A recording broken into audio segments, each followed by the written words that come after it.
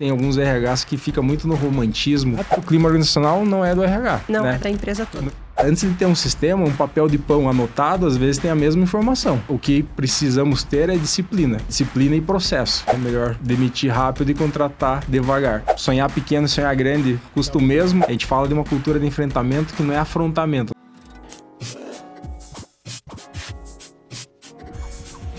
Fala pessoal, beleza? Sejam bem-vindos a mais um episódio aqui do Ninja Talks. Eu sou o Edson Cavalcante e eu tô aqui com um convidado muito especial. Tudo bem, Nicole? Tudo Joia? bem.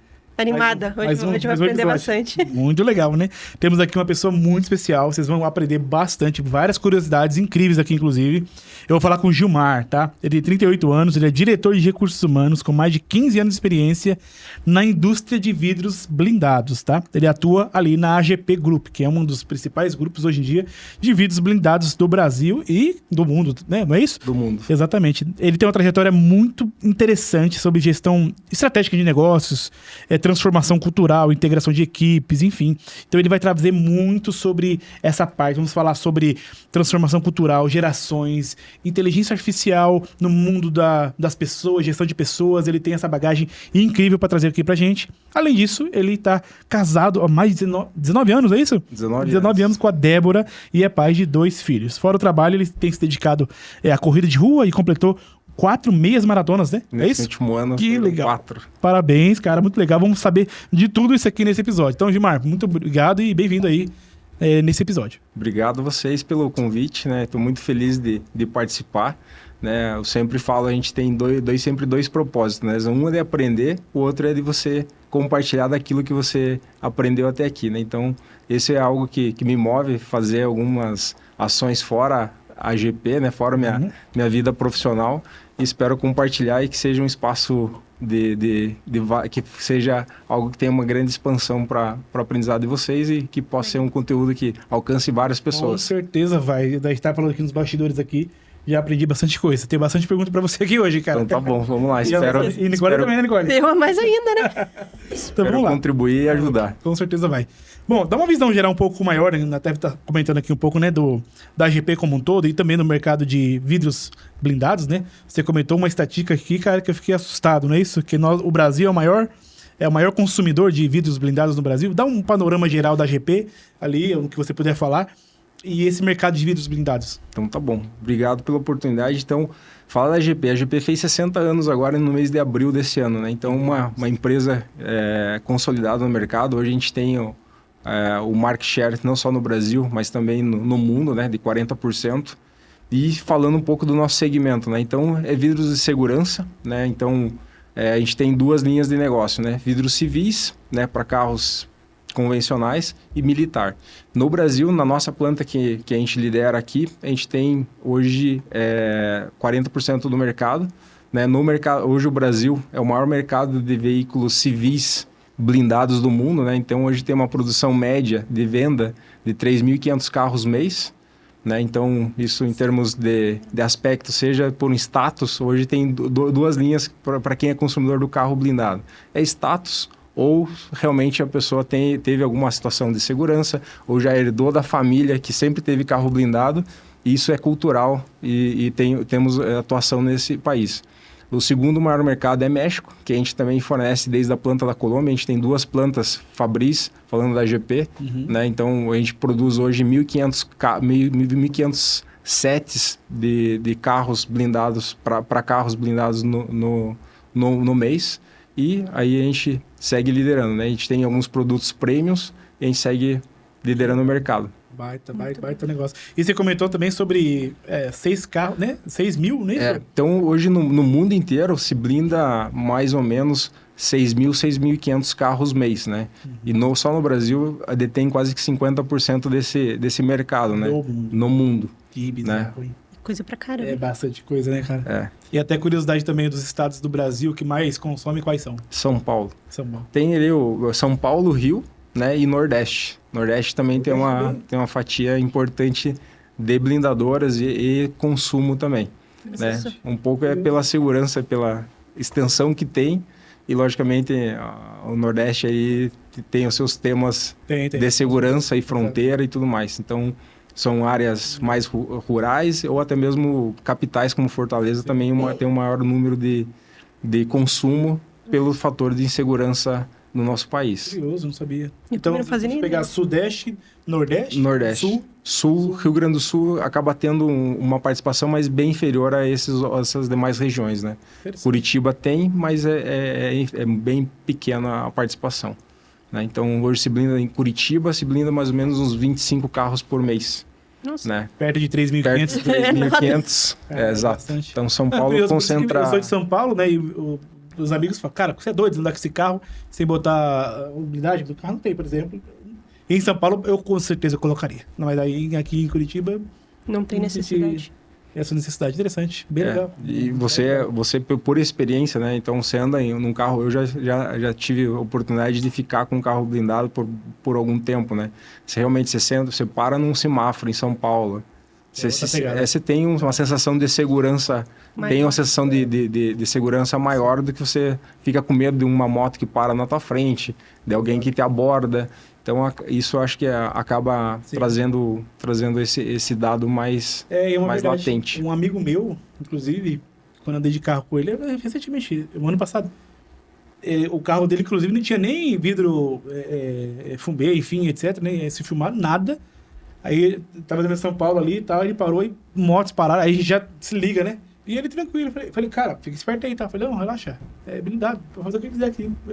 Ele nem ligava, né? Então, traz essa Então ele era um bom cliente, porque você não pode colocar isofilme no vidro, porque ele perde a garantia, porque o isofilme vai contra o PC, e isso pode gerar problemas de instalação depois, de laminação, ou craquelamento, porque a última camada é um PC entre vidro e plástico.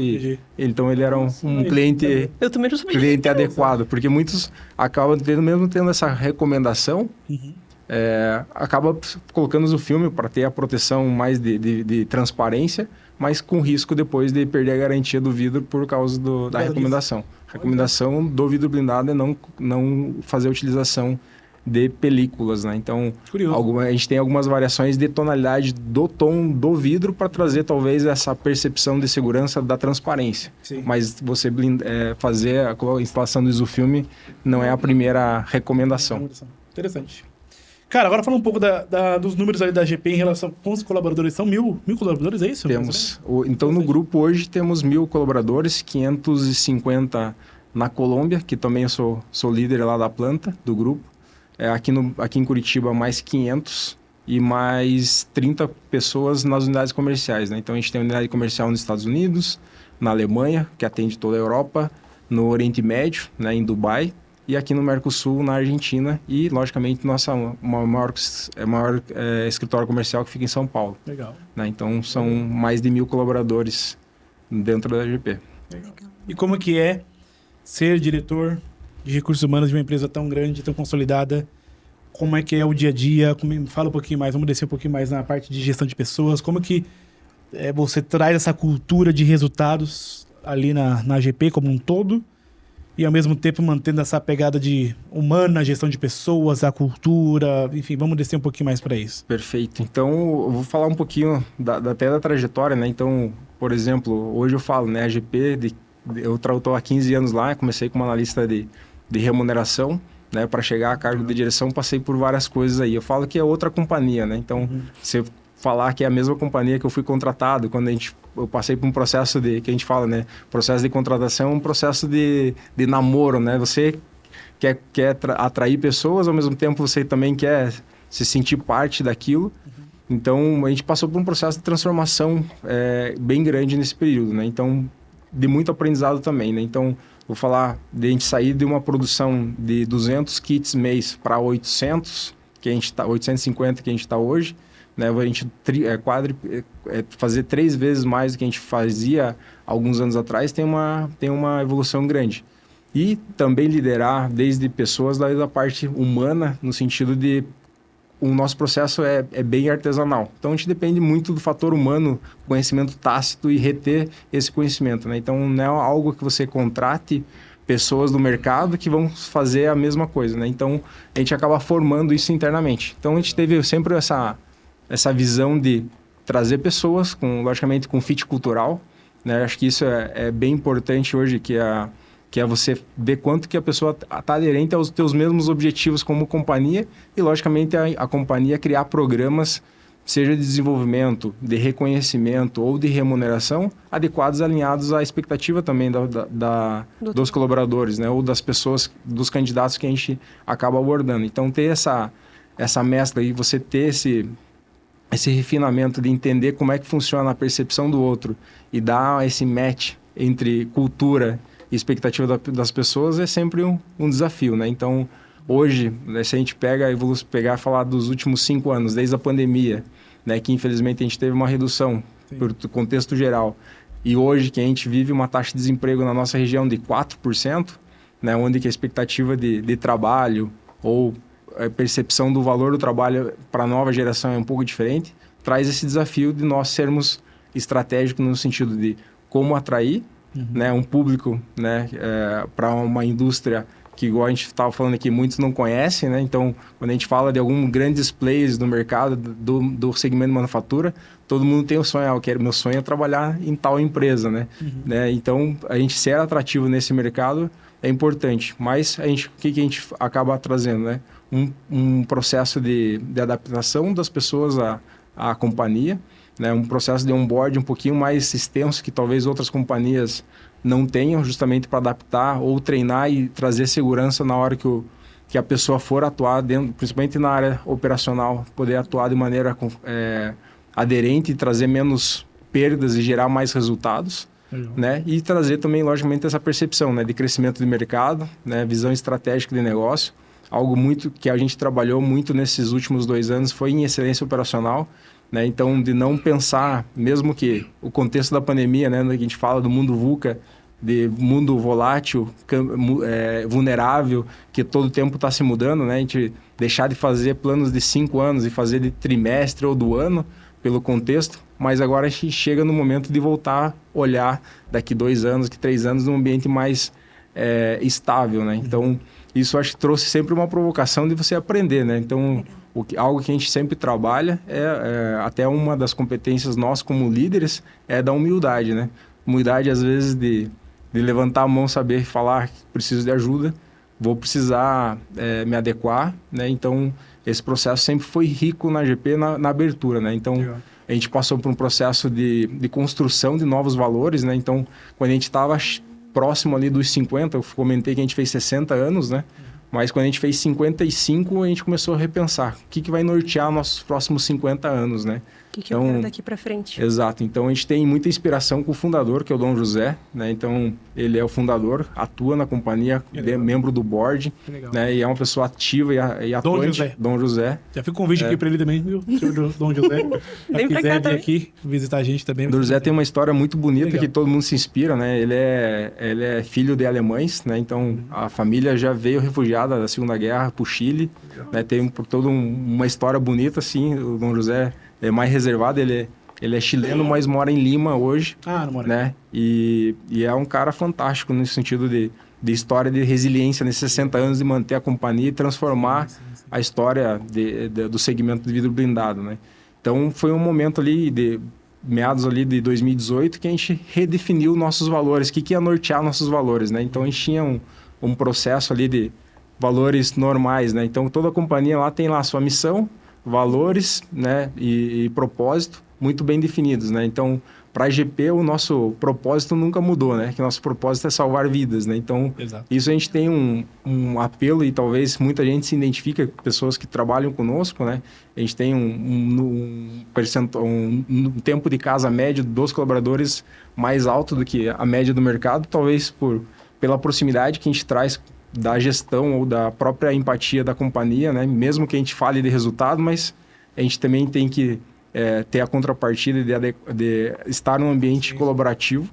E também pela estratégia também, no sentido de, poxa, é uma coisa bem manufaturada, como você comentou, né? Exato. Tem um turnover muito alto, acho que de uma certa maneira, por mais que tenha processo, pode perder qualidade também, pode, né? Não só em qualidade e também em perdas, né? Então, hoje a gente tem programas de remuneração variável para a produção que mede perdas e eles podem ganhar mais ou menos. A gente consegue aterrissar esse desdobramento de consciência da qualidade através de um programa de remuneração variável, né? Então, eles têm uma remuneração variável deles que é em volume e perdas, né? E as perdas vale mais do que o volume, porque a gente fala sempre, se as perdas estão controladas ou estão abaixo do limite, a produção é consequência, né? Então, a gente acaba trazendo para eles a consciência, logicamente, primeiro da segurança, segundo, qualidade, terceiro, a consequência vai vir a produtividade, né? Então, sim. A gente tem uma estratégia de divulgação diária do valor da remuneração variável. Cada dia o programa se chama Soma, porque ele vai somando vários conceitos, né? Tem esse que é volume e perdas, e diariamente eles têm um valor que eles vão acumulando conforme o resultado do dia anterior. Uhum. E tem alguns programas daí mais focados em incentivo dos melhores, dos reconhecimentos por ideias, por atitude. Então, a gente tem programas de maior impacto e menor para manter isso vivo, né? Então, voltando ao que eu tinha começado a falar, então a gente tinha nossos valores muito entre os tradicionais, né? Compromisso, velocidade, humildade. Só que eram algo muito comum e a gente queria transformar isso. O que seria o nossos valores para a gente sustentar mais 50 anos da companhia, né?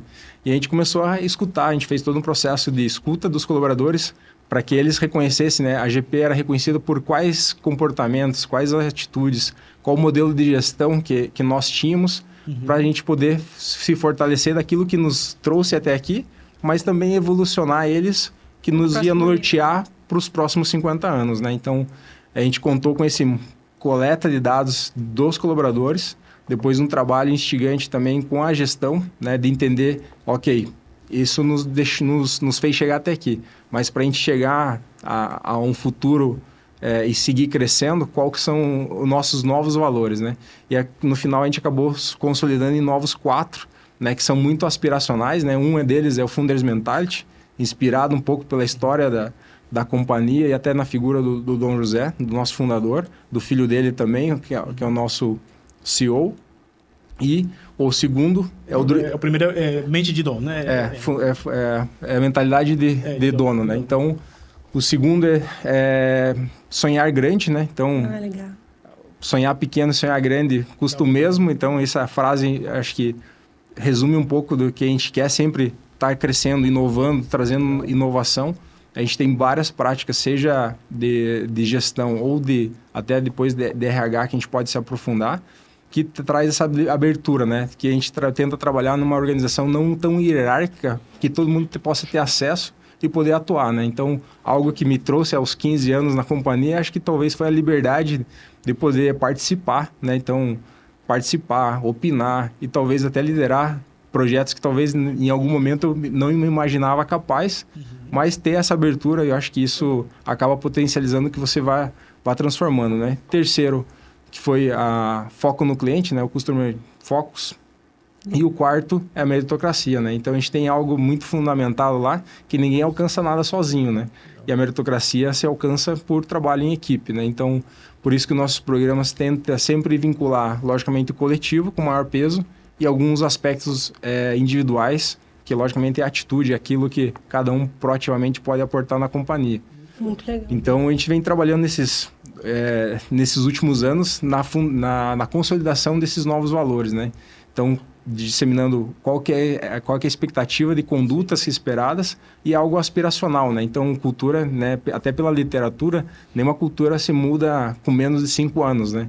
Então, a cultura vem do cultivar, né? Então, é igual você ter uma planta que todo dia você tem que tratar ela, cuidar, dar sol. Exato. Ou seja, então a gente tem feito nesse trabalho, criado rotinas e ritos, né, dentro da cultura, para que essa cultura se perpetue ou evolucione à medida do que a gente construiu lá no papel, né? Uma coisa que eu vejo também assim, questão de cultura, várias empresas que passaram por aqui que a gente entrevistou, a gente percebe que a cultura ela nasce muito do dono, né?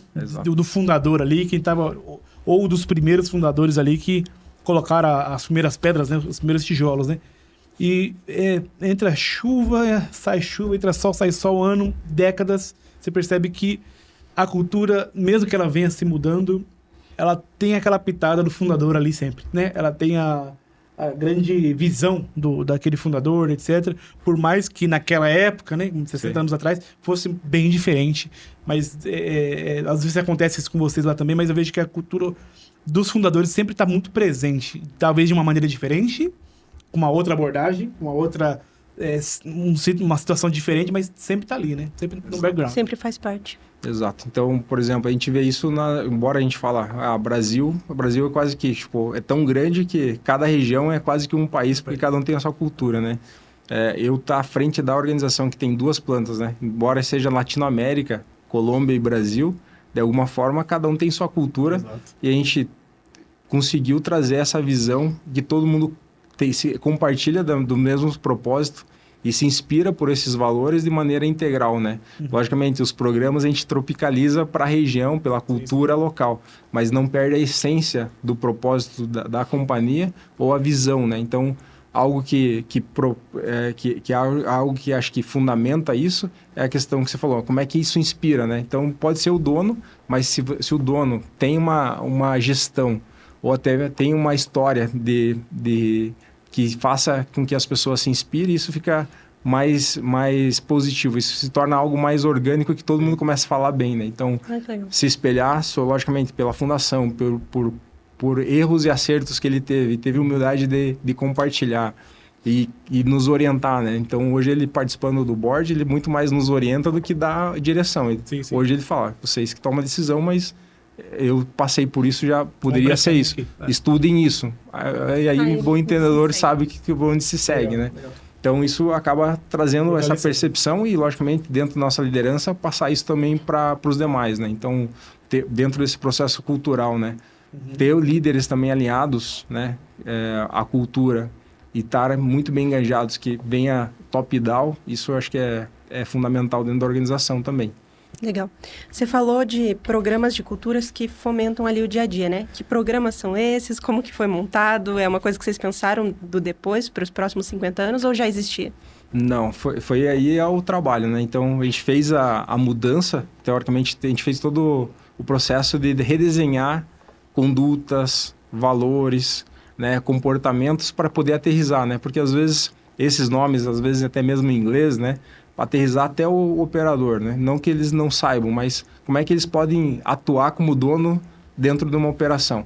Então, foi um trabalho de trazer exemplos de como que esse valor pode ser representado no dia a dia, né? Aterrissar algo muito filosófico, talvez, né? Que a gente fala, né? Nossa maior preocupação e sempre o nosso cuidado foi para que os valores não ficassem em nome de porta, nome de sala, perdão, ou no quadro, né? Ou no nosso kit de boas-vindas e tudo mais. Então, a nossa preocupação pela essência, né? Eu sou muito de dados e avaliar a eficácia, né? Então, eu falei, o nosso processo tem que ser mensurado, né? Como é que a gente vai medir que ao final a gente aterrize aquilo que está bonito, ficou muito bem escrito pela construção que foi feita, mas como é que a gente começa a criar hábitos de valores que as pessoas comecem a falar e comecem a aterrissar. Eu posso atuar como dono, eu posso atuar como cuidado ao cliente, né? Talvez eu não atenda o cliente externo, mas o meu cliente interno eu preciso atender ele como é que eu posso surpreender meu cliente interno, né? Como é que a meritocracia se vive na equipe. Então, foi construção de vários materiais e programas, né? Então, o primeiro foi aterrissar esses valores em uma linguagem adaptada para cada nível de público e a cada região, né? Então, como eu falei, cada país tem os seus exemplos e tem a sua cultura local, né? Então, foi feito esse trabalho. O segundo, que todos os programas que nós tínhamos vinculassem os valores, né? Então, meritocracia, desde o programa de remuneração variável, programas de ideias, né? Vinculados e que tivesse vínculo a algum valor, né? Então, vou fazer um reconhecimento. Então, a gente criou programas de reconhecimento, por exemplo, Bravo, foi algo que a gente estudou também para trabalhar, é um programa de reconhecimento em cima dos 4 valores. E o Bravo, né, é uma curiosidade que a gente foi pesquisar, o Bravo se entende em qualquer país, em qualquer língua.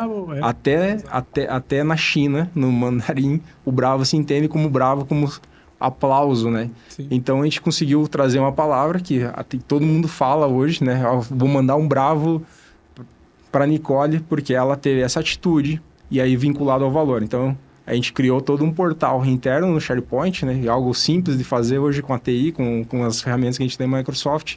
a gente criou o material. Eu vinculo ao reconhecimento da Nicole, né? Obrigado, Nicole, pela proatividade. Você trouxe os dados antes de eu pedir e já criou um plano de ação. É isso que eu espero da equipe. E, logicamente, isso fomenta que eu estou reforçando um comportamento. Você se sente reconhecida. Isso é publicado na reunião institucional do mês. Legal. E você traz essa percepção. Não, o que eu, dentro da companhia, o que é valorizado? É a proatividade, é o sonhar grande, é trazer uma inovação, né? Atuar de maneira diferente. Então, esse programa... E aí, ao final de cada trimestre, a gente elege os que tiveram maior impacto. E aí tem um outro reconhecimento maior. Tipo um rankzinho? Exato. Então, a gente criou algumas ações nesse sentido até chegar na remuneração variável. Interessante. Né? Então, tem essas pílulas, né, que a gente fala que vai cultivando. Tem coisas que são pontuais e tem programas e ações que a gente faz de maneira cíclica, né? Legal. Então... Você comentou... Achei uma coisa bem interessante, né? Você é um cara bastante orientado a dados, não é? E no mercado você olha recursos humanos que com dados não necessariamente estão tão conectados assim, não é? Então você vê muitos profissionais, até porque tem bastante gente de recursos humanos que vem de psicologia, né? Que é uma humana, não é isso? Sim. De onde vem esse background seu de dados? Que até como curiosidade também, estava falando antes, né? Me formei em RH em 2010, vou revelar a minha idade aqui, em 2006 até 2010, me formei administração com ênfase em RH, e eu também trabalhei na remuneração estratégica de uma grande empresa multinacional na época. E Excel, em remuneração estratégica, cargos e salários, é Excel na veia, né? Você veio daí também, seu background? Conta um pouquinho mais e a importância, inclusive, da área de dados dentro do RH, né? Fala um pouco pra gente sobre isso. Extremamente importante, né? Então, como a gente falou anteriormente, eu sou formado em administração com ênfase em marketing, né? Trabalhei já no comercial em algum momento. E eu acho que cada um tem seu perfil também, né? Então, o meu perfil é mais a resultado ou a ter informação para tomar alguma decisão, né? Então, algo que a gente usa como ferramenta, né? É o perfil, né? A análise de perfil, né? O meu, se a gente pegar lá, o meu é mais voltado à estratégia, né? A individualização das pessoas, fazer uma leitura, como cada um se reaciona, como cada um se motiva. Então, esse é o minha essência, né? O Gilmar nasceu e tem lá seu... Você pega mais o DISC mesmo? Ou alguma outra... A gente usa hoje o PDA. Então, ele é uma vertente do DISC, né? Então, ele tem uma abertura um pouquinho maior, mas no final o DISC é igual ao DISC, mas ele tem uma abertura um pouco maior que a gente mede eixos de autocontrole, de risco, de normas, de estabilidade, né? Isso acaba trazendo um pouquinho mais de amplitude na hora que você avalia um perfil. Né? Então, no meu perfil vai mais para dominância e influência, né? Então, isso acaba tendo... É meio que o assessment. Exato. E você é um DI, dominante, influente, ou um ID? DI. Legal. Então, aí vem minha percepção para que eu possa tomar alguma decisão. É importante a gente ser assertivo. Para ser assertivo, precisa ter dados. Exato.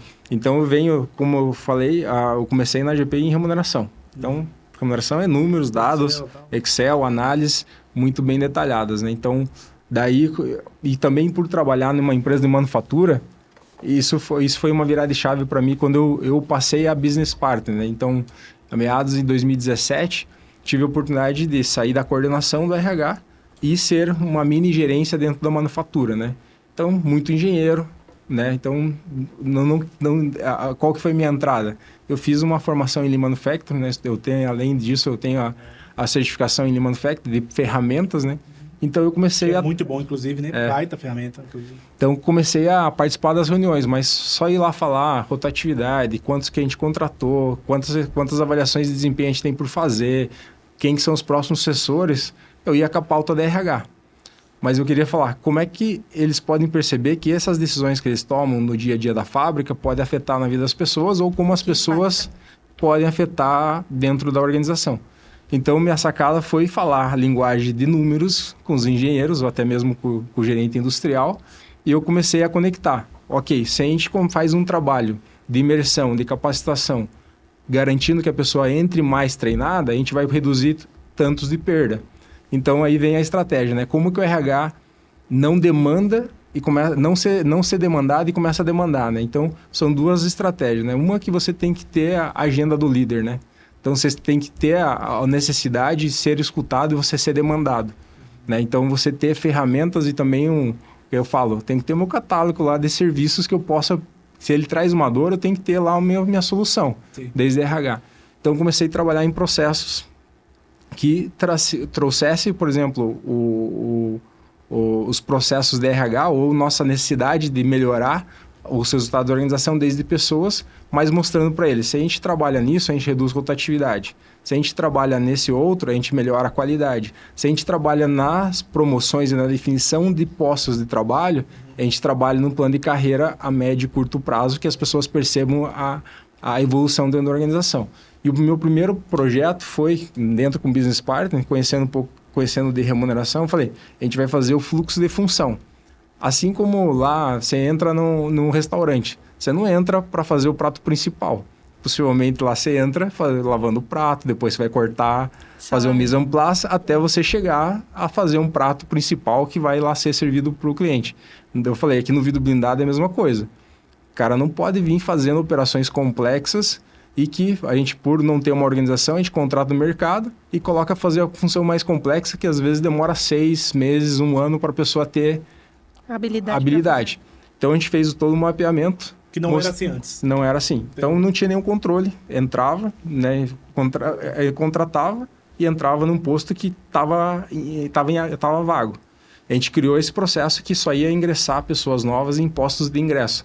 A gente delimitou quais eram os postos para que a pessoa tivesse adesão e, logicamente, criando o plano de crescimento para os demais. Interessante. Isso funciona até hoje. Então, a pessoa entra e consegue entender qual que é a evolução dela dentro da organização. Isso a gente evita um monte de perdas, né? Então, a gente fala, o que eu trouxe nesse momento? Se uma pessoa nova, na inspeção final, por algum descuido de manuseio do vidro, ou de uma inspeção, ou na hora de manipular... Mete toda a cadeia. Um vidro, ou sei lá, um para-brisa, custa R$7.000. Eu falei, se a gente tem esse cuidado de não colocar uma pessoa nova, vai evitar que perca R$7.000, que seja uma peça. Exato. Então, a gente comecei a trazer qual que é a contrapartida, qual que é o ganho, e monitorar e trazer, logicamente, a eficácia desses programas ou dessas iniciativas, né? Então, sempre foi isso, ou até mesmo pautas, né? A gente vai melhorar um benefício, a gente vai apresentar um novo benefício. É trazer dados do mercado, né? Então, a gente sabe que aqui em Curitiba tem muitas empresas, pelo menos do segmento de manufatura, né?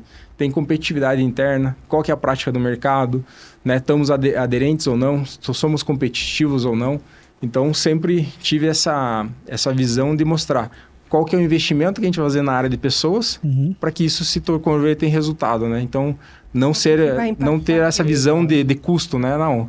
Eu vou gastar mais com pessoas, não é gasto, é investimento, porque, logicamente, através das pessoas que a gente alcança o nosso resultado, né? Sim. Então, nossa linha não é automatizada, que isso venha desde a automação, né? A gente depende das pessoas. Então, ter esse cuidado, e essa era a minha estratégia, vincular o resultado da companhia como pessoas, né? E aí, até, bastante interessante, bastante coisa que você trouxe de Rica, que eu tentei pegar em 3 pontos aqui, tudo que você comentou sobre essa parte, né? Dados, né?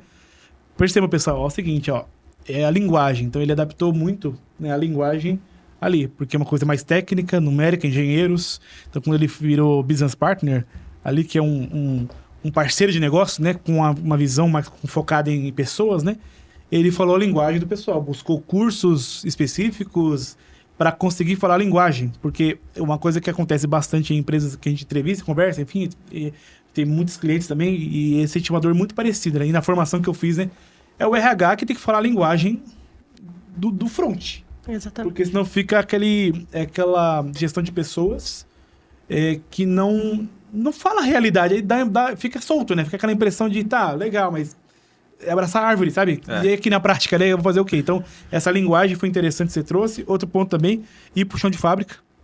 Tá ali presente, etc. O que está acontecendo?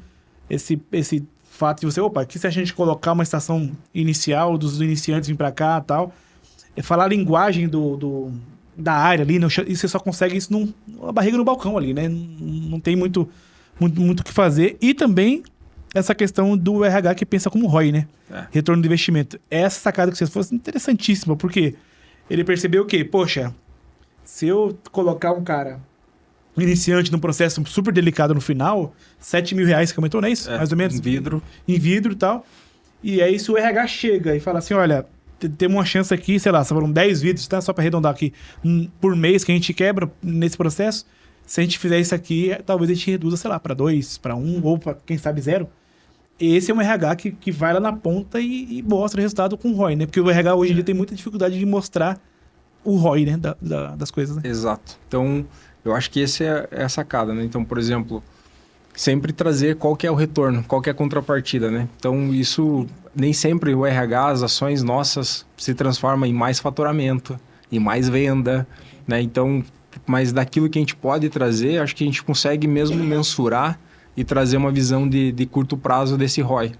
Né? Então, todas as iniciativas que eu consegui alcançar foi apresentando o modelo atual, as oportunidades e como fazer. Né? Então, acho que também tem de algumas experiências que eu tenho de troca com alguns colegas, que eles só têm o problema, mas eles não sabem o que fazer. Exato. Né? Então, às vezes é um caminho meio que ainda desconhecido. Você vai ter que se arriscar a fazer.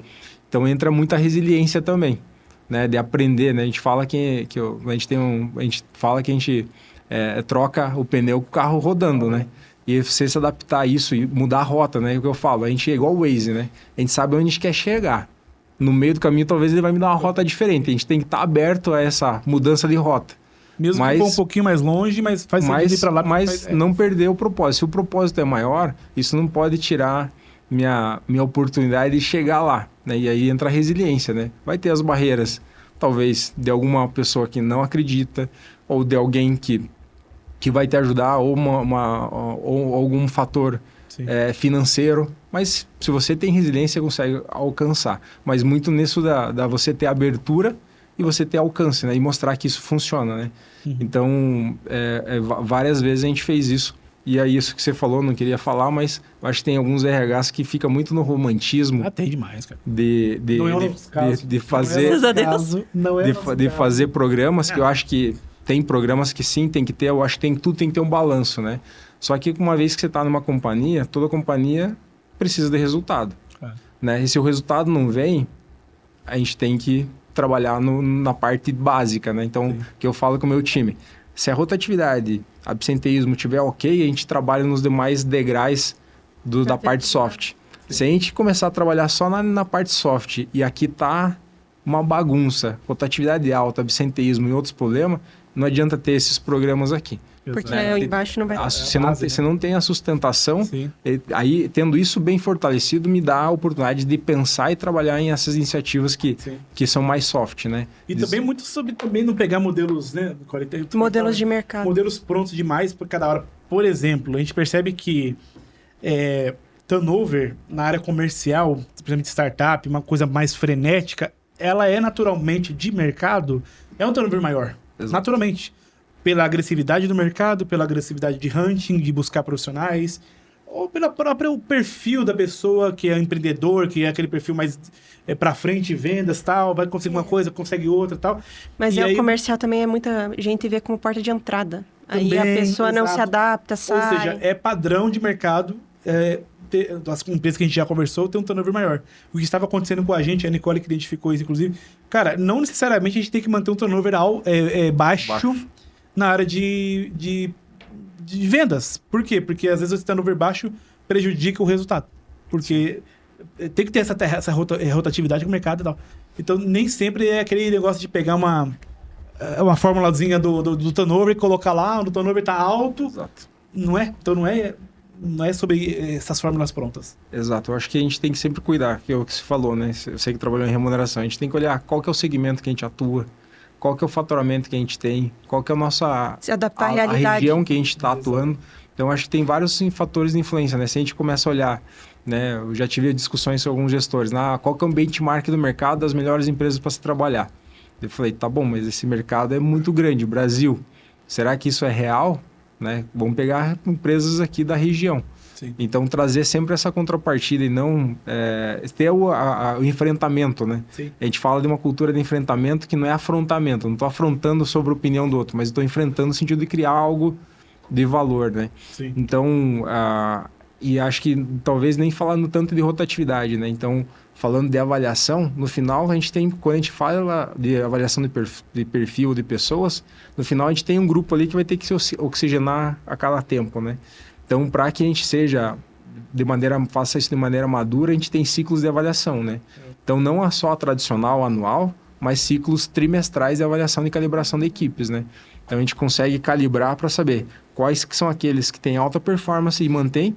A gente tem que ter programas para reter e manter motivando eles, seja através de projetos de exposição maior com a gerência ou com viagens especiais, participando de feira, remuneração diferenciada, Legal. treinamento diferenciado, isso é uma parte, né? Vai ter o grupo que é a média e que todo mundo está bem, estando ali cumprindo com os objetivos também está bem, e tem ali seus 5%, 10%, que são aqueles que por algum motivo performaram em algum momento, agora já não é mais. Sim. Seu momento estagnou. Peter Drucker lá, né? É a curva de Gauss. Então, a gente Tem uns utiliza... 10% lá que a gente sabe que naturalmente vai sair. Então, o que a gente só trabalha muito para não ser injusto, né? Então, a gente tem um processo logicamente, de retroalimentar. Eu falo, a gente não vai desligar ninguém que não teve a oportunidade de saber quais eram os pontos de melhoria e teve um espaço de melhorar. Por trás. Né? Porque a gente fala com os gestores, né? A gente vai, talvez, desligar uma pessoa que eu vou contratar uma igual amanhã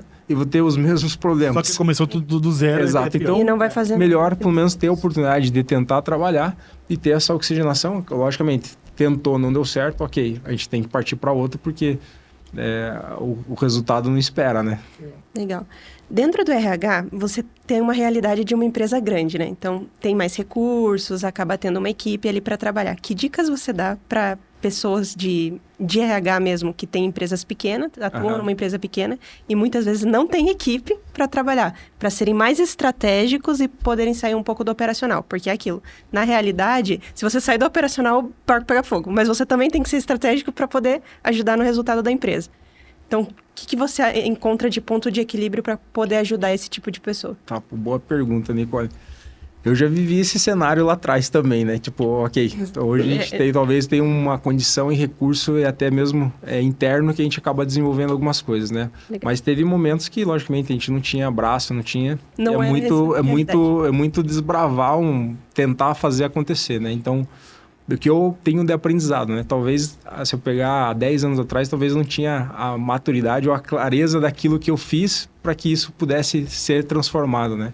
Acho que para mim são duas coisas. Uma, ser resiliente, né? Todo dia, saber que não desistir, porque não tem recurso, vai guardar projetos ou iniciativa na gaveta. Deixa ali, mas resgata rapidamente quando você tem a oportunidade. Segundo, saber em que momento que você está dentro da organização, né? Quais são as tuas prioridades? Tua prioridade já é projetar daqui 2 anos onde a organização quer chegar?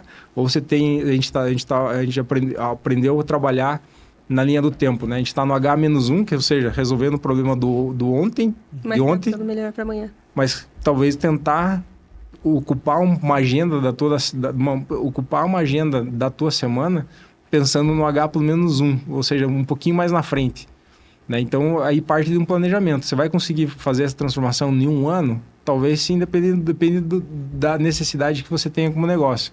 Mas eu acho que o importante é o planejamento, né? Então, ter aonde que você quer chegar como companhia e, logicamente, ter o apoio da direção, né? Então, eu já passei por 4 direções nesses 5 anos, né? A única coisa que eu pedia era apoio. Falei, deixa que o resultado... Direção dos CEOs. Exato. Então, eu falei, a única coisa que eu preciso é apoio de vocês, né? Então, deixa que o resultado... Às vezes, a gente tem que bater no peito e falar, eu vou fazer. Só que eu preciso do apoio. Então, é muito ter a confiança de que você tem um plano claro para executar, né? Você trabalhar de maneira estratégica e, logicamente, buscar conhecimento, né?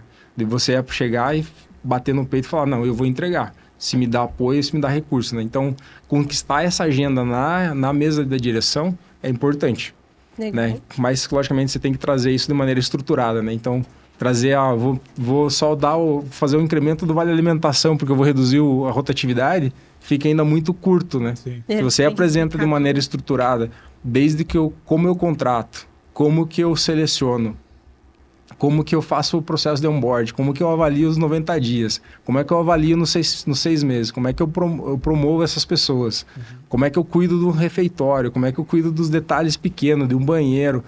E no final a gente consegue trabalhar num ambiente de crescimento. Você mostra de maneira estruturada, não. Eu vi que a Nicole tem um plano de um RH estruturado. Então, sair da agenda de rotatividade, ou do custo de mão de obra, ou de pedir um aumento de salário, para algo mais estruturado de um plano estratégico, né? Então, isso vai muito e às vezes passa por uma simples entrevista até com um diretor ou CEO, né? Ó, a gente está nesse momento, mas eu queria entender o que você espera do futuro da organização. Com isso, eu posso projetar os planos de RH para que isso seja sustentado desde pessoas, né? Então, ter essa visão do diretor, que ele saiba que aonde ele quer chegar vai ser apoiado pelo RH por planos construídos e sejam sustentáveis ao longo do caminho, né? Então, vai ter essas mudanças, porque o mundo muda e as prioridades também, e os recursos às vezes chegam, às vezes não, mas ter um plano de curto e médio longo prazo, né? Então, falando um pouco de recurso, né? Às vezes a gente vai ter recurso, às vezes não. Então, ainda um Excel funciona e funciona muito bem. Muito bem. Então, a gente fala, às vezes eu brinco, o pessoal não gosta muito, mas eu falo, antes de ter um sistema, um papel de pão anotado, às vezes tem a mesma informação. Né? O que precisamos ter é disciplina. Né? Disciplina e processo. Então, se a gente tem um processo e disciplina, você vai construindo à medida do tempo algo sustentável e algo que você vai conquistando, né? Então, isso gera credibilidade, né? E teve muito, altruísmo de a gente tentar, e hoje a gente tem um sistema de RH que eu sonhava em ter com SuccessFactors, com SAP, com outros Coursera, com programas de mercado, que é bom também, né? Só que por vários motivos, não é o momento, fica de fora. E até o momento que eu tive que debater um pouco com o gestor de TI, falei, olha, eu preciso ter prioridade na linha de desenvolvimento de algo para o RH. Não, que produção me demanda isso, eu não tenho recurso. Falei, então eu vou contratar um estagiário, trainee, e vou colocar no RH e ele vai desenvolver para mim. Ele falou, não, que você não pode fazer isso. Eu falei, então você contrata e você gerencia, mas tem que ser dedicado no meu projeto. Mas aí montamos um business case, apresentei para a direção e a gente contratou. E hoje a gente tem um sistema, né? Começou com um estagiário trainee, hoje tem um desenvolvedor fazendo isso. Focado no RH. E a gente está no último módulo agora de remuneração. Então a gente desenvolveu desde recrutamento e seleção, solicitação de vaga, controle e avaliação de período de experiência, testes psicológicos que a gente conseguiu colocar comportamentais dentro do sistema, né? Do centro técnico, automatização de provas de avaliação de eficácia, treinamentos, one-on-one feedback, né? Então a gente construiu algo positivo que foi em termos de que esse surgiu, fazendo um parênteses, né? Então, quando a gente ia fazer a avaliação de performance, sentava lá para fazer a autoavaliação, mas colocar lá se eu cumpri ou não cumpri os resultados. Às vezes a pessoa diz assim, mas o gestor nunca me deixou claro qual que era o meu indicador-chave. Então, como é que eu vou saber? Como é que eu vou saber se eu cumpri ou não cumpri? Não sei. Aí me deu um estalo. Eu falei, vamos fazer um acordo. Cada ciclo você tem lá. Então, a Nicole trabalha na minha equipe. Nicole, vamos sentar e vamos definir tuas metas desse ano. E a gente vai fazer segmento no nosso one-one. Isso tem lá os indicadores e cada one-one você autoavalia se está cumprindo ou não. Para chegar na avaliação não vai ser uma surpresa se cumpriu parcial, cumpriu ou sobrecumpriu. Sim. Gerou uma percepção mais aterrissada. A pessoa sabe exatamente. Exato, logicamente. Isso é muito feeling da organização, né? Você fala, cara, não é coisa pronta, é o dia a dia, né, cara? Porque você vai montar... Vocês estão montando um sistema com vários subsistemas internos. Então, é toda a base de conhecimento de anos, né? Ali, de chão de fábrica, de estar ali presente, do que uma coisa... pega um módulo ali e bota que... Não vai muito escuta das pessoas, né? Então, qualquer programa que a gente faça, seja um sistema, a gente busca entender, né? Até na remuneração variável. A gente acaba pegando pessoas, escutando.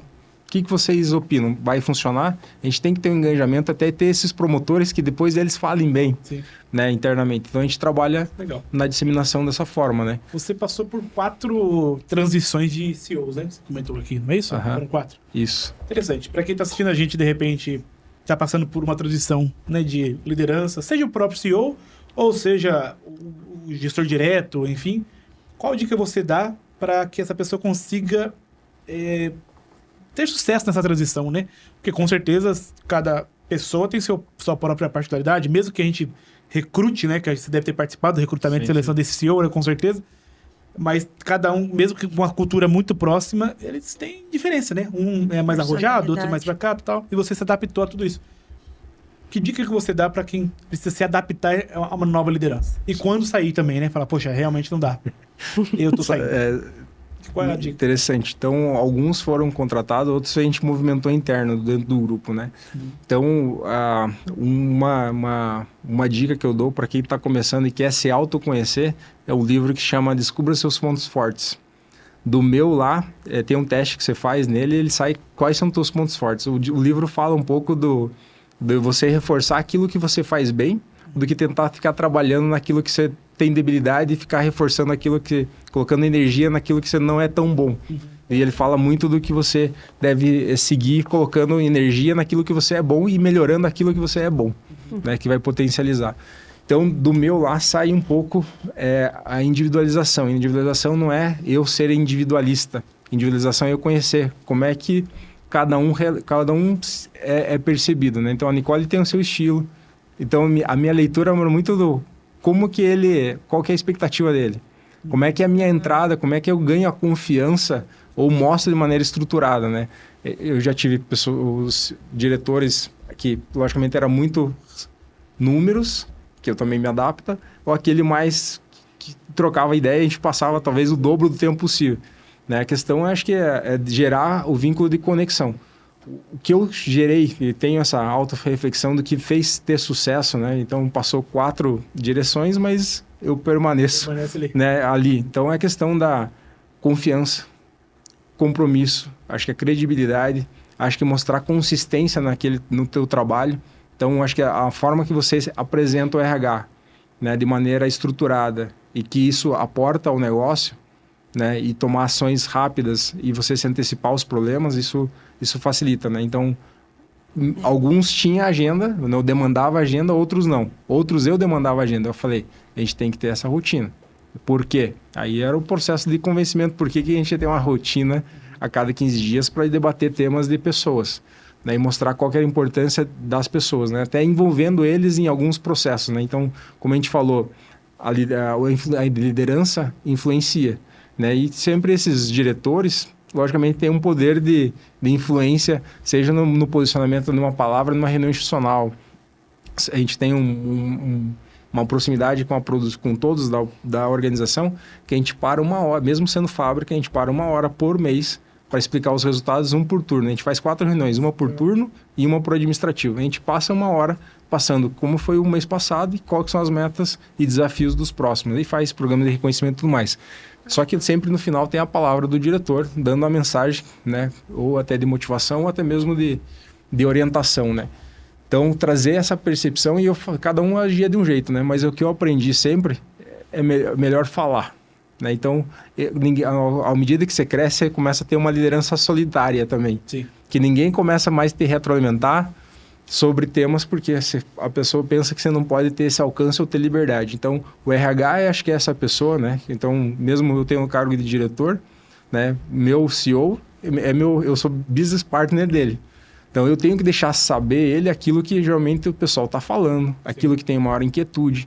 Então, o papel do RH nesse momento é trazer essa transparência, né? Não ter medo de trazer os problemas, né, e compartilhar e de ver como que como o RH pode ser facilitador para a liderança dele também. Sim. Então, sempre eu vi que os diretores viam no RH um parceiro que poderia sustentar a liderança deles ou ajudar na liderança deles, seja com café com a direção. Então, a gente passou diretores, a gente sempre manteve programas que traziam essa proximidade da direção com a fábrica ou com os demais. E trazer essa visão menos hierárquica, né? Então, às vezes eu conhecendo, a forma de pensar, eu dava lá, eu falei, olha, acho que tem que tomar cuidado com isso, tem que fazer isso. Talvez não pegava a pessoa no dia bom, mas ficava na cabeça. Sim. Legal. Passava 2 dias e falava, cara, acho que a gente tem que falar disso. Então, eu aprendi a lidar, eu acho que tem que ter muito essa leitura, o feeling e a confiança, né? Então, ter um diálogo. Primeiro, eu acho que você tem que se apresentar que o RH tem um papel importante na organização. as pessoas e a empatia, o respeito tem que ser mútuo, né? E quais são as pautas, né? O principal acho que é se apresentar quais são as pautas do RH para a direção ter presente, né? E o terceiro é que você espera dele também para que o RH tenha liberdade de atuar. E acho que uma vez que você traga também a percepção que ele pode ou alavancar processos do RH ou também tirar pautas do RH, é importante que eles se vejam nesse caminho que ele dê sucesso, né? Então, um dos indicadores que acho que qualquer companhia tem lá como clima organizacional. E geralmente o clima organizacional não é do RH. Não, né? É da empresa toda. No final é o reflexo de toda a alta da gestão. Pô, o clima tá ruim, é o RH aqui, isso aqui. Não, é o RH. É o clima da empresa. Né? Então, acho que trazer que, ao final, ele tem essa responsabilidade de manter, sei lá, dentro de uma fábrica, 500, 550 pessoas. Um clima importante, que as pessoas têm que ter essa liberdade de proximidade, eu acho que é importante. Hoje, os líderes que vocês têm na empresa são formados por vocês? São contratados de fora? Vocês têm um programa que faz o desenvolvimento das lideranças? Como que funciona? Sim. A gente tem uma mescla, né? Então, por exemplo, se a gente olhar hoje, acho que 70% dos líderes são formados internos, né? Então, por exemplo, assim na mesma trajetória que a minha, que eu comecei como analista, participei de alguns programas de liderança até chegar no cargo de direção, o diretor industrial, quando eu entrei, ele estava como técnico de desenvolvimento de produto. Então, vocês passaram pela mesma linha. Exato. Mesmo não tendo um programa que hoje a gente tem, que é um programa de trainees, né? Então, por exemplo, se eu tivesse um programa de trainee, talvez teria tido esse apoio no crescimento dentro da organização. Mas isso por não ter o programa, não quer dizer que eu também não tive oportunidade, né? Então, isso é um dilema. Mas a gente tem, há 7 anos, programa de formação de trainees. Então, a gente forma as trainees seja para a área técnica ou para a área de liderança, né? Então, hoje, um coordenador da qualidade é um trainee que começou há 5 anos atrás e foi formado dentro de casa. Eu falo sempre que é mais fácil treinar, se a gente tem tempo, é mais fácil treinar alguém conhecendo o nosso negócio, conhecendo a nossa necessidade, que tenha o mesmo engajamento, o mesmo propósito ou objetivo dentro da organização e que se veja dentro da organização, do que trazer às vezes de fora, né? Já aconteceu até da minha equipe de eu trazer uma business partner muito boa de mercado, mas não se alinhou com o que vocês esperavam. Com a cultura, o dia a dia, né? E isso tomou tempo, né? Então, que é aquele velho ditado, né? Melhor demitir rápido e contratar devagar. Mas em termos de formação, a gente não só para trainees, a gente faz um mapeamento nesse processo de avaliação de performance, a gente tem uma ferramenta também de avaliação de potencial. E a gente procura dar formações de liderança mesmo a pessoa não sendo líderes. Sim. Então a gente começa a tratar e começa a ver, até mesmo dentro da formação, que dura 4 meses, quem que realmente vai se perdurar e vai ser um futuro líder dentro da organização. Então, é acertado ali já. Então a gente consegue ter essa percepção e monitoramento, né? E ter essas rodadas com o comitê, né? Então, legal. A gente tem nosso comitê gerencial mensal, a gente não fala todo mês, mas a cada trimestre, nessa calibração, a gente repassa, né? Esses nomes aqui, como é que estão? Estão envolvidos em projetos? Está faltando alguma ferramenta?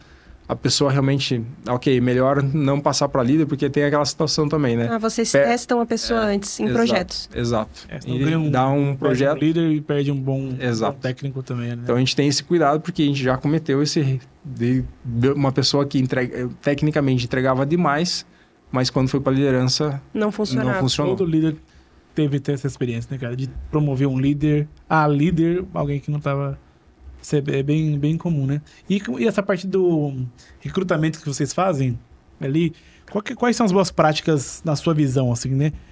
Seja para líder, enfim, etc. Esse fit cultural que vocês batem ali, como é que vocês costumam fazer? Como é que é o onboarding? O que se dá de dica pro pessoal ali? O onboarding de 3 meses, você comentou mais ou menos, é isso? Por aí? Qual é o seu processo? De 90 assim? dias. Tá, então a gente divide em 2, se for operacional, é de 2 semanas. Então ele fica, dentro do onboard, são onboard de 2 semanas dentro do centro técnico, aprendendo processos e manipulação de vidro. Só acompanhando alguém, não fazendo. Fazendo, mas dentro do ambiente controlado, fora da produção e com acompanhamento. Tipo aquelas salas de simulação, né? Que tem um maquinário. Exato. Legal. Então a gente acaba fazendo esse processo. Mas indo voltando ao processo anterior de seleção, logicamente a gente vai para o mercado brigar no mar vermelho, né? Sim. Todo mundo está contratando, às vezes com o mesmo salário. O nosso processo começa mais de divulgar os benefícios da companhia, né? Então, quando a gente faz lá a entrevista de desligamento, que a gente é reconhecido? Pelos benefícios e pelo ambiente de trabalho. Então, a gente começa trazendo, desde seleção, mais atração sobre os benefícios e a remuneração variável, que eu comentei, que é bem diferente do mercado. Então, acaba eles trazendo essa atratividade. Vem para a entrevista inicial do RH, a gente faz uma dinâmica junto com o pessoal do centro técnico, que tem essa percepção de leitura, que às vezes a gente não... Como a fábrica tem mais de 28 processos. Então, não necessariamente a pessoa não tem uma habilidade, talvez, de comunicação, possivelmente ela tem outra habilidade e vai poder ser alocada em tal setor. Então, a gente trabalha muito na percepção, né, dependendo da habilidade demonstrada na dinâmica, em qual setor ela teria mais sucesso. E é uma dinâmica presencial. Exato. E as pessoas têm... A taxa de presença em dinâmica tá alta, tá baixa? Como é que tá? Não só para dinâmica, para entrevista é baixa. Meu Deus do céu. Então... A gente tá passando isso aí, cara. Meu isso aí. Deus. Então, a gente chama 20, 30 pessoas que confirmam. Quanto que deu essa semana? Nessa semana a gente tinha 60 pessoas confirmadas, na dinâmica apareceu nem 30. Nem metade. É isso aí. E os que aparecem, ainda tem gente que aparece... O que é esse aqui? São perdidos ou não parece que eles vão para uma entrevista de emprego, sabe? Eles acham que eles estão indo para uma brincadeira, assim. Então até outros candidatos ficam olhando assim, o que essa pessoa está fazendo aqui? Exato. Teve até um caso bem particular que a gente fez a dinâmica presencial. Teve duas pessoas, uma em particular, que ela chegou e E foi embora na metade. Foi embora na metade, chegou atrasado. Mas o que é isso aqui? Pensei que ia ser uma coisa, que eu tenho que ir pro trabalho agora.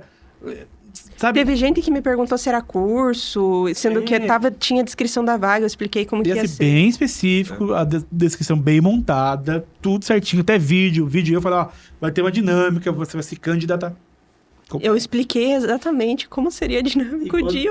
E quando é online ainda tem cara que faz na cama, cara. Não sei se você... tem isso mesmo. Online não chegamos a fazer online. Não pegamos Você vê candidato que literalmente acabou de acordar sem camisa, assim, fazendo comida e aqui é mão de obra. Complicado. Para vocês também passam por isso? É a mesma coisa. Então... E como é que vocês conseguem ter sucesso?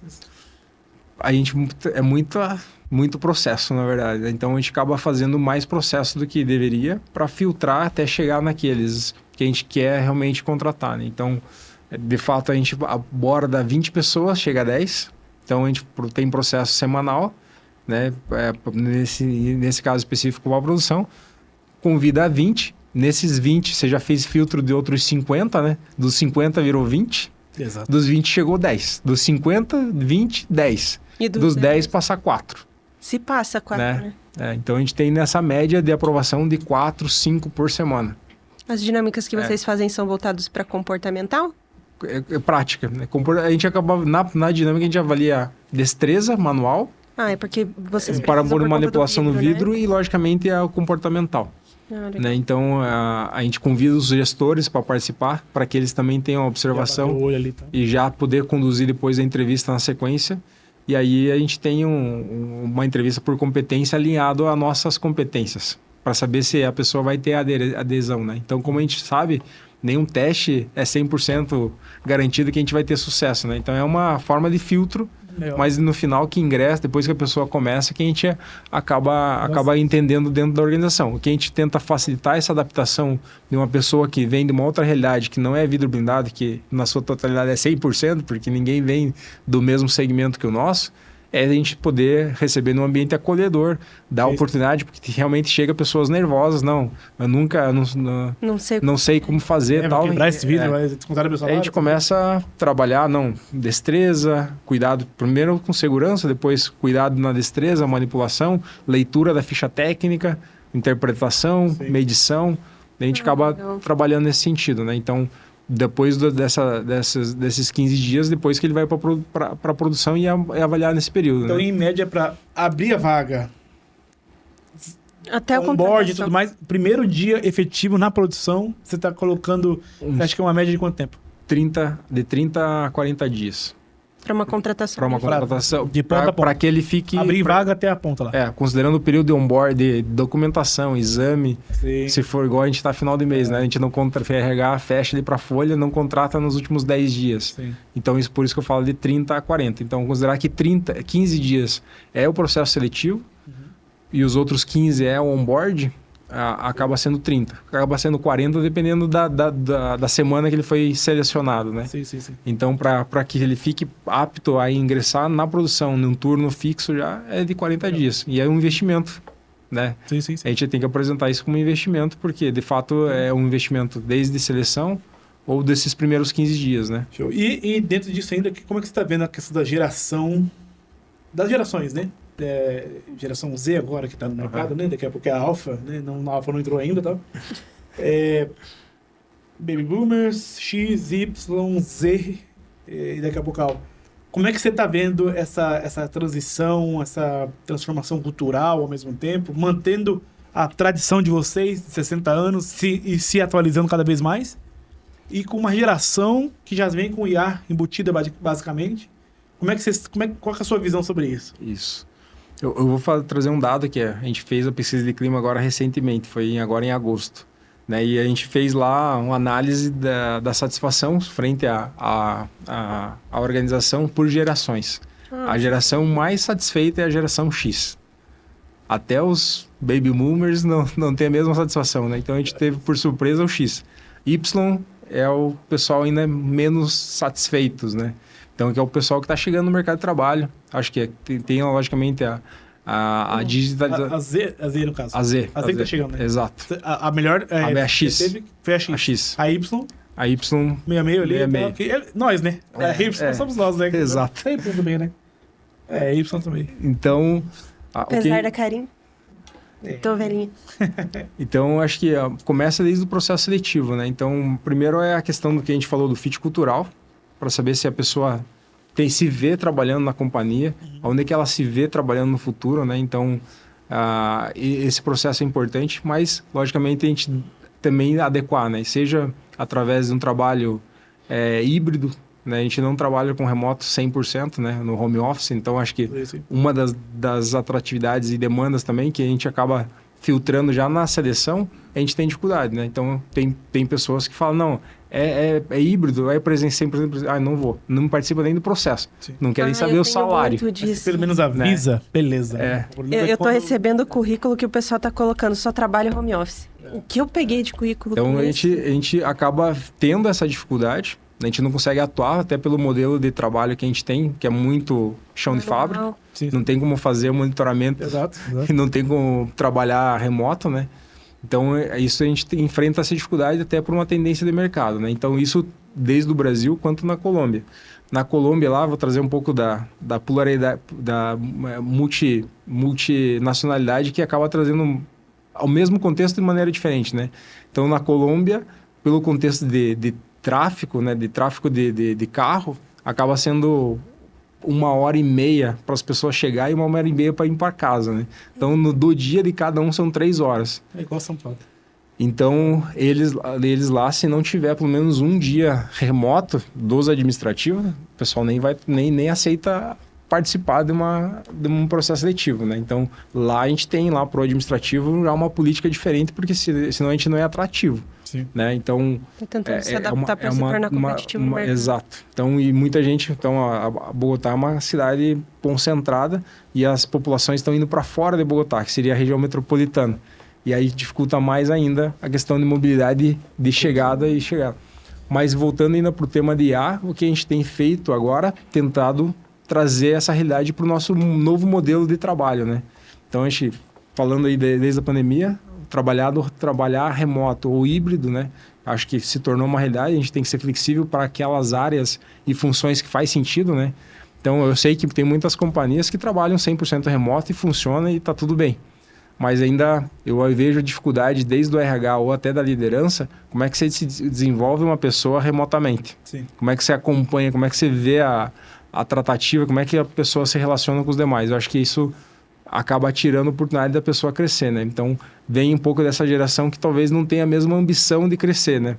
Que é ter uma estabilidade financeira que possa fazer as suas coisas, mas prefere muito mais o bem-estar ou pagar o preço, talvez não queira, né? Então, a gente vê uma geração que talvez pense em não fazer universidade, né? Logicamente, pela capacidade de aprendizado que a gente tem hoje através de redes sociais, ferramentas, ou a própria IA, que traz essa visibilidade, e a gente não tira a capacidade do ser humano de aprender, né? Só que são formas novas de aprendizagem, né? E que como que isso vai se adaptar num novo contexto de trabalho, né? Então, Legal. o que a gente tem trabalhado é muito mais da integração da inteligência artificial no mundo do trabalho, né? Então, desmistificar que o IA vai substituir as pessoas, né? Postos de trabalho. Ao contrário, eu acho que vai criar novos postos de trabalho que não existem hoje, né? E essa é a visão e trazer, mas também que eles tragam essa inovação e também potencializar essa habilidade que essa nova geração tem também para o pessoal que está dentro da companhia, né? Eu falo que eu estou com meus 38 anos, mas buscando aprender também com essa meninada nova, né? Eu acho que ter essa abertura e ter essa pluralidade interna, acho que é a fórmula de ter sucesso, né? Então, nada tão antigo que não possa aprender, nada tão novo que não possa ensinar. Então, eu acho que ter essa abertura e o diálogo, acho que vai ser importante nesse novo formato de trabalho, né? Muito massa. Muito bom. Ô, Gilmar, muito legal, bastante informação, né? Bastante dicas aí que você deu, bastante conteúdo. Agora a gente quer saber um pouquinho mais também do Gilmar, pessoa física, não é isso? Você é casado, não tem 2 filhos? Sou casado. Quantos anos seus filhos têm? A minha filha vai fazer agora em outubro, daqui um mês, ela está contando os dias para fazer 15 anos. Então, vai fazer dia 25. Sim. É fazer festa.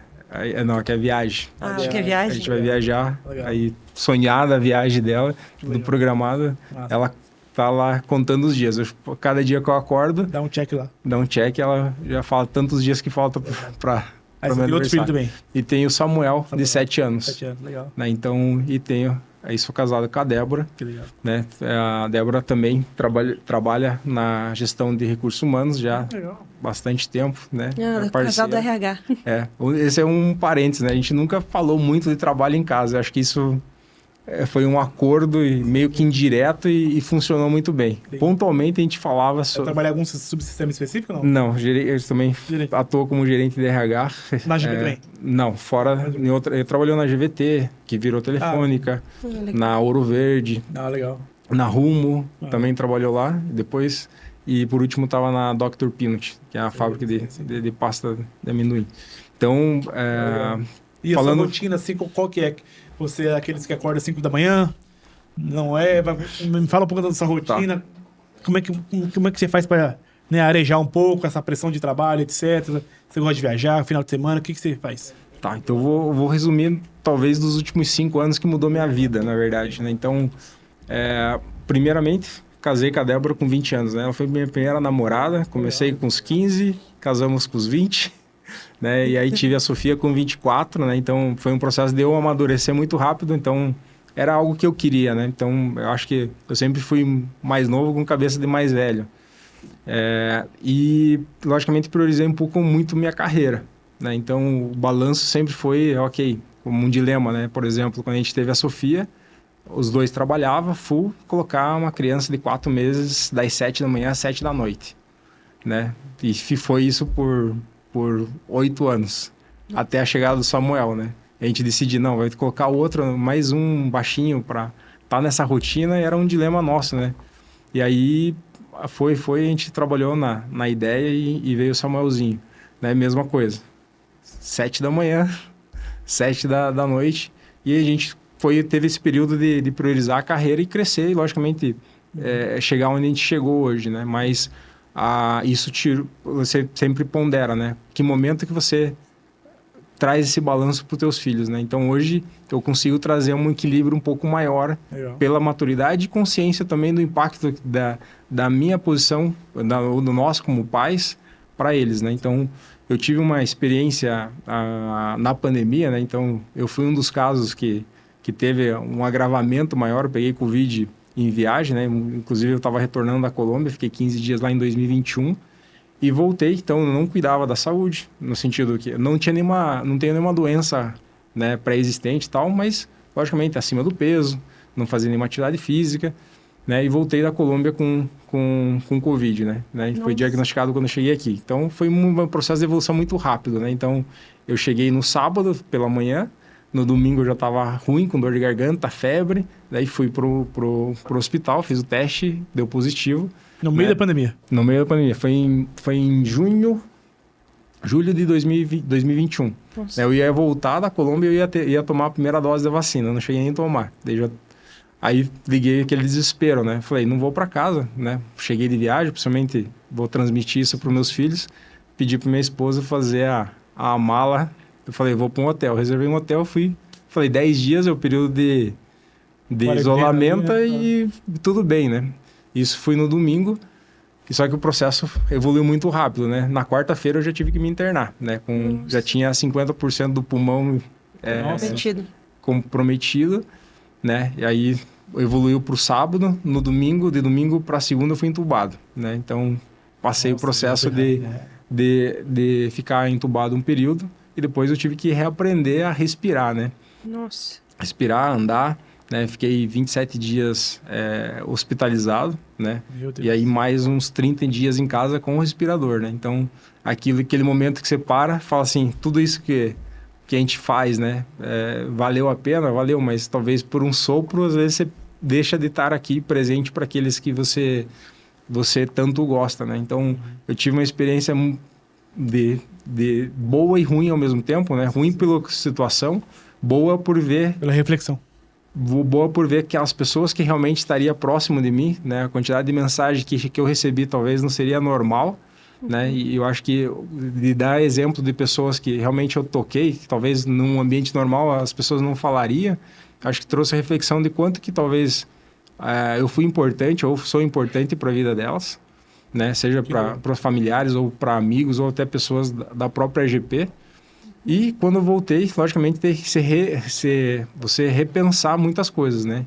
Então, daí eu comecei a cuidar mais da alimentação, praticar um esporte, né? E o que eu dediquei mais, me encontrei, não é, a gente fala, né? Vai correr 21 quilômetros, é fácil? Fácil não é, né? O prazer vem depois, né? Pelo prazer e satisfação, né? Então, tenho mantido uma disciplina nas corridas de rua, né? Então, tenho isso como essência e minha família me apoia, né? Nesse período. Legal, então, meu balanço é muito, família, né? Então, trabalho, vou para casa, não deixo de ter minha rotina de noite com as crianças, né? De jantar junto, ter espaço até eles dormirem, né? Então, eles dormem ali por volta de 8h30, 9 horas.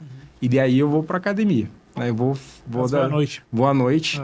Aí para poder não ocupar esse tempo deles e não priorizar o tempo meu com eles, né? Final de semana, logicamente, é dedicação mais com a família, né? Então, algo também é importante ter uma parceira que conheça e te ajude nesse processo, né? Então, quando me foi ofertado a posição naquele momento era gerência regional, que ia ter uma rotina de viagens, é um trabalho em casa, né? Falei, eu vou ter uma agenda diferente, como que a gente pode se apoiar? Funciona? Senão eu falo que não dá, né?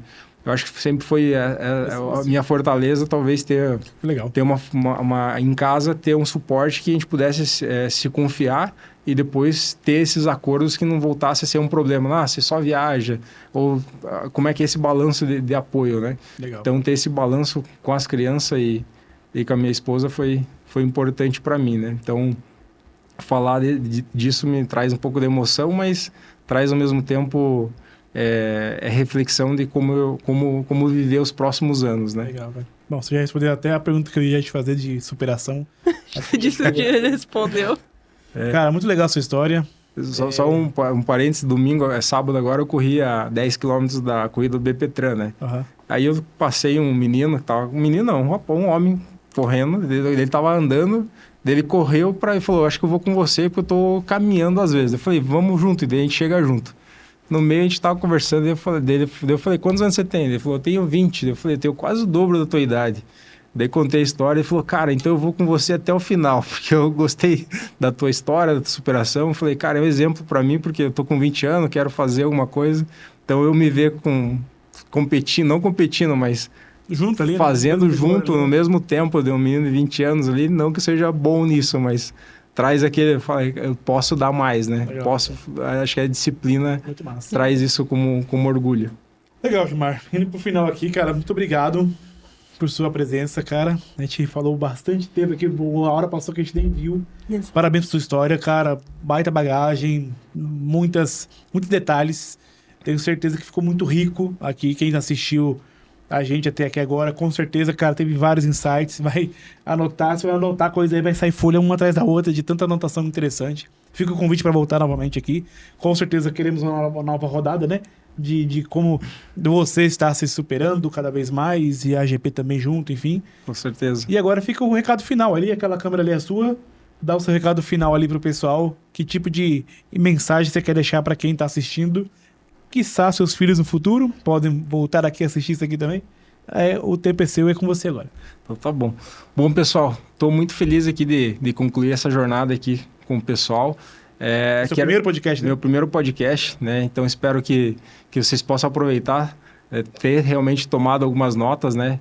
Fico à disposição depois aí, quiserem compartilhar minhas redes sociais. Estou super aberto a compartilhar e conversar fora daqui, ou que eu puder ajudar, fico muito feliz, né? E o que eu quero deixar de mensagem, viva uma vida de propósito, né? Então, quando me perguntam, né, por que você se dedica e tal, ou uma vida intensa de viagem, ainda tenta fazer outras atividades, né? Eu falo, eu sempre multiplico os números na minha cabeça, né?